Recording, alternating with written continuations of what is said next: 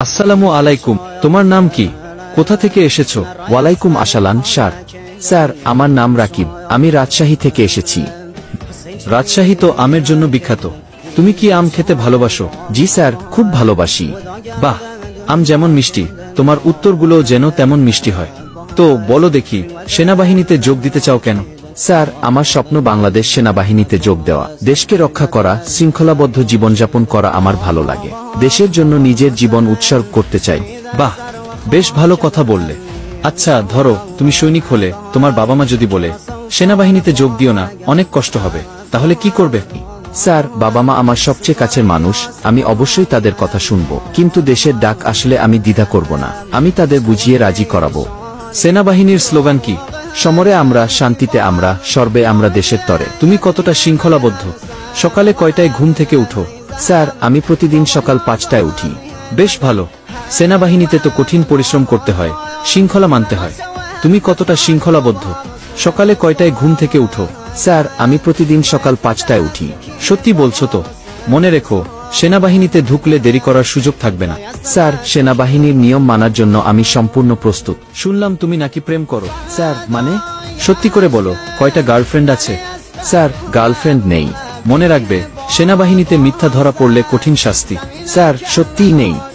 বেশ, ধরো তুমি প্যারেড গ্রাউন্ডে আছো, হঠাৎ করে তোমার ক্রাশ সেখানে এসে দাঁড়ালো, তখন কি করবে? স্যার, আমি সামরিক শৃঙ্খলা রক্ষা করব এবং আমার দায়িত্ব পালন করব। বাহ, ভালো উত্তর। কিন্তু সেনাবাহিনীতে ঢুকলে তো মোবাইল খুব কম ব্যবহার করতে পারবে, প্রেমিকাকে কি বলবে? স্যার, যদি সত্যিকারের ভালোবাসা থাকে তাহলে সে বুঝবে। তাই নাকি? এখন সিরিয়াস প্রশ্ন আসছে। ধরো কাল বাংলাদেশে যুদ্ধ লেগে গেল, তুমি তখন কি করবে? স্যার, আমি আমার দেশ রক্ষার জন্য জীবন দিতে প্রস্তুত থাকব। বাহ, বেশ ভালো। কিন্তু যদি তোমার মা কাঁদে, বাবা তোমাকে যুদ্ধ থেকে ফেরাতে চায়, তখন কি করবে? স্যার, বাবা মায়ের প্রতি আমার শ্রদ্ধা আছে, কিন্তু দেশের ডাক এলে আমি দ্বিধা করব না। বেশ ভালো। ধরো তোমার সামনে শত্রু সৈন্য বন্দী অবস্থায় আছে, তখন কি করবে? স্যার, আমরা শুধু যুদ্ধ করি না, মানবিকতাও দেখাই। আমি তাকে বন্দী হিসেবে নিয়ে আসব এবং মানবাধিকার অনুযায়ী আচরণ করব। বেশ ভালো। সেনাবাহিনীর মূল দায়িত্ব কি?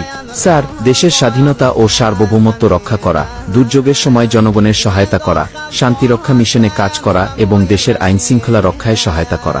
ধরো তোমার কমান্ডার তোমাকে অসম্ভব কঠিন একটা কাজ দিলেন, যা মনে হয় তুমি পারবে না, তখন কি করবে?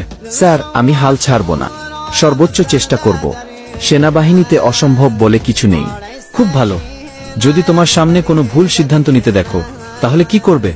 স্যার, আমি শ্রদ্ধার সাথে ভুল তুলে ধরার চেষ্টা করব, কিন্তু চূড়ান্ত সিদ্ধান্ত কমান্ডারের। বাহ, বেশ ভালো।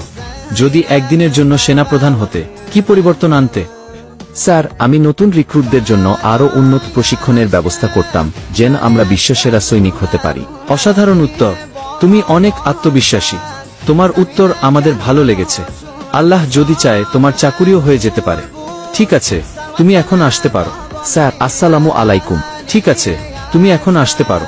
ধন্যবাদ। আমার প্রিয় ভাই ও বোনেরা, এভাবেই বাংলাদেশ সেনাবাহিনীর সৈনিক ভাইভা পরীক্ষা হয়ে থাকে। তোমরা আমাদের ভিডিওটি দেখে সামান্য উপকৃত হলে আমাদের ইউটিউব চ্যানেলটিকে লাইক ও সাবস্ক্রাইব করে বেল আইকন বাটনটিকে বাজিয়ে দাও।